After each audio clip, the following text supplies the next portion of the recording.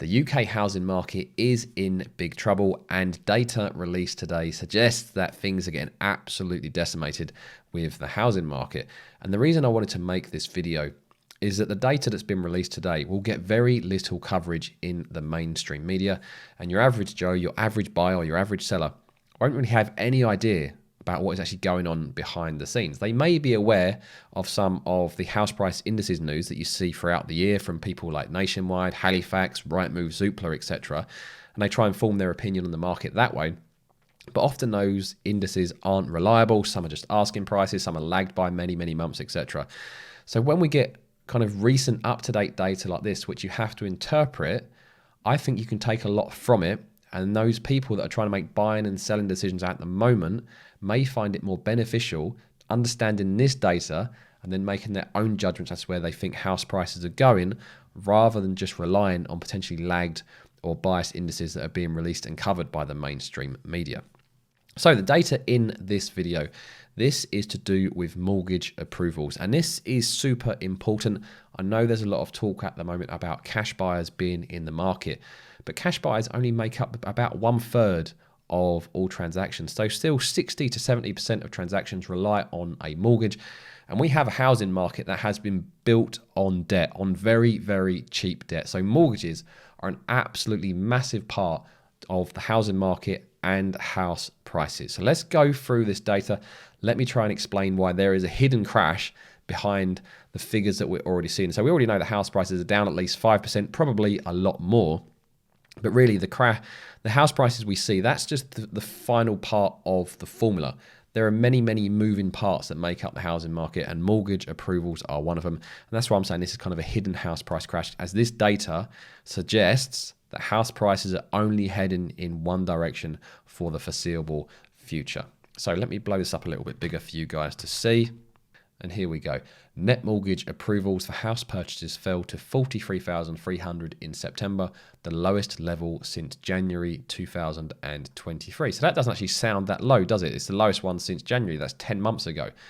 But if we look at this over a much bigger time frame, all of a sudden things look a lot worse than just saying we're at the lowest point since 10 months ago. If you look at this trend since the start of 2021, look at this from January 2021 at over 100,000 transactions per month to at the moment 43,000. And the last time that we were this low, and remember this is a trend, this is trending downwards, so we're expecting as we're heading into November and December, which are traditionally very quiet months for the UK housing market, I could easily see this dropping under 40,000 per month, and that could make a few headlines if it does.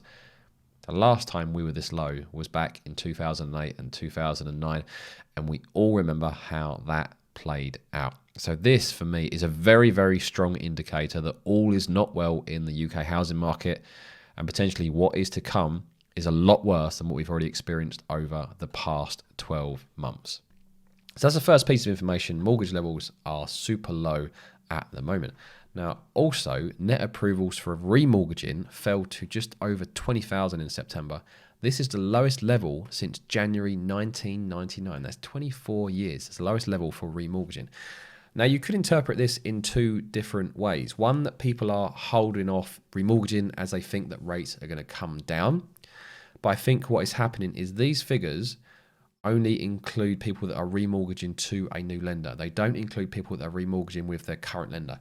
And the reason this level is so low is because people are struggling so much, they actually won't pass the finance checks if they went to a new lender. So lots of people that are coming off their fixed rates, and there's over 100,000 people per month coming off historically low fixed rate mortgages onto much higher mortgages, they're being forced to remortgage with their current lender, so they may not be getting the best rates that are out there purely because they won't pass an affordability test with a new lender at the moment. So that's quite a damning piece of information for the housing market and for people in general. They might not be forced to sell, but they certainly can't afford to buy a bigger house, and it's certainly going to take away that demand that has been pushing prices up for the past decade or so. And this is backed up by the next point. The effective interest rate, the actual interest paid on a newly drawn mortgage, saw a 19 basis point increase now and sits at 5.01%. And the reason that is really important is for the past month or two, we've been told that mortgage rates are coming down. and the headline rates might be coming down, but people can't actually get those rates, or a lot of people can't get those rates. So the average rates are still going up. And I've got a chart here that I can show you guys. And this is from builtplace.com. So make sure you guys check that out. Let me blow it up and hide the webcam. And we've got two lines here. The blue line is outstanding balances. So these are people that have mortgages that are being forced to remortgage. And we can see that is ticking up, and we've gone from around about 2% and we're up at over 3% at the moment. And this is a very simple indicator that shows the lag you have when the Bank of England hike interest rates for that to filter through into the mortgage market. So that's going to continue heading up for quite a few months, maybe even a year or two. And the same for new advances as well. Look, this is still going up. Yes, they may be slightly cheaper mortgages now than there were a couple of months ago, but people can't get those mortgages. So the average mortgage for new advances, which is for people taking out a mortgage for a purchase, is going up. So headline rates are coming down. Yes, headline mortgage rates that you're seeing are going to come down slightly, but the actual average rate that people are paying is still going up, both for new advances and for outstanding balances. So that is really, really valuable information that the mainstream media just aren't going to cover or explain in detail. They're just going to tell you the latest Zoopla index, which is saying that house prices are going to fall 2% this year and 2% next year, which we know just isn't true, and that isn't going to be the case. So that's why I wanted to make this video. Now, coming down a bit further, households withdrew 0.7 billion from banks and building societies in September. That is a net figure. So basically, people are pulling out more money than they're putting in, which is to be expected. People's finances have been absolutely destroyed. So they're having to pull down any remnants of savings that they still have. And this next one I just wanted to highlight, as I think it is potentially misleading to people. Households' net deposit flows into national savings and investments, so NS&I, rose sharply to 7.7 billion in September, the highest since August 2020, following net deposits was 0.3 billion in August. So it shot up massively last month, and that could be seen as a positive thing, that people are saving lots of money. But I think all that happened is that last month the NS&I offered a fixed rate savings account at 6.2%, and it was the market leading savings account. So everyone that was putting money into fixed rates last month just went with NS&I. It's a no-brainer. I guarantee if you look at next month's figures, because that fixed rate account is no longer available, next month that will go down substantially. So don't see this, don't interpret this as a sign that lots of people are saving lots of money. It's actually the opposite, because we know the net balance is actually down by just under £1 billion. And if we come down, we've got some visual way of seeing this data here. So this is from the Bank of England themselves. So this is legit data, or supposed to be legit data. Here we've got the blue line, which is house purchases. So this is your new transactions we were talking about. Look at that line. Again, that's just a prettier version of the graph that we've already looked at here.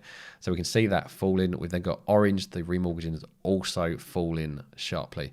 Do you think this is a sign of a healthy housing market? And do you think either of these lines are going to pick up in November or December? We know that house prices are down. You've only got to look on yourself on Rightmove to see the amount of reductions that are out there. Things are really, really grim for the housing market at the moment, regardless of what some of the house price indices might try and tell you.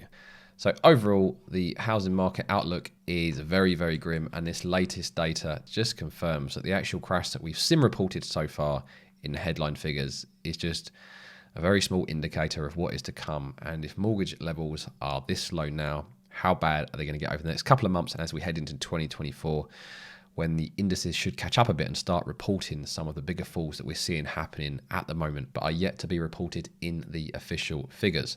Now, over the next couple of months, you may see some quite confusing news releases from some of these house price indices, which may make you question whether this house price crash is actually over already. So what I've done is I've made this video which explains how some of these HPIs are going to be wrong and how they're going to sensationalize some of this data, and it will help you guys avoid making the wrong decision. So I'm going to pop up that video now, and I'll see you guys over there.